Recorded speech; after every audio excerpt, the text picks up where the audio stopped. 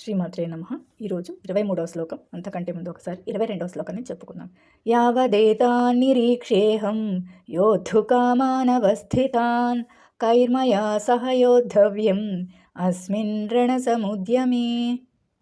ఇప్పుడు 23వ శ్లోకం. యోత్స్యమానానవేక్షేహం య ఏతేత్ర సమాగతాః ధార్తరాష్ట్రస్య దుర్బుద్ధేః యుద్ధే ప్రియచికీర్షవః.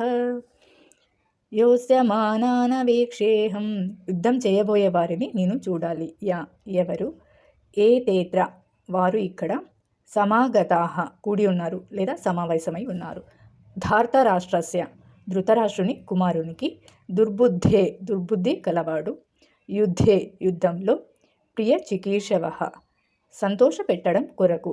దుర్బుద్ధి కలవాడు అయిన ధృతరాష్ట్రుని పుత్రునికి సంతోష పెట్టడానికి ఎవరు యుద్ధంలో చేయడానికి వచ్చారు అని నేను చూడాలి అనేసి అర్జునుడు శ్రీకృష్ణునికి అడగడం అన్నమాట.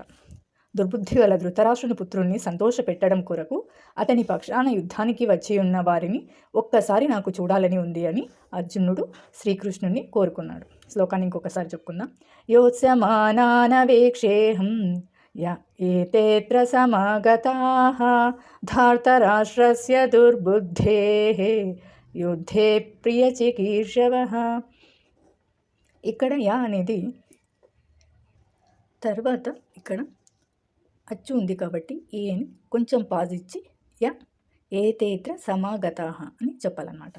యోత్స్యమానానవేక్షేహం య ఏతేత్ర సమాగతాః ధార్తరాష్ట్రస్య దుర్బుద్ధేః యుద్ధే ప్రియచికీర్షవః. 24వ శ్లోకాన్ని రేపు చెప్పుకుందాం.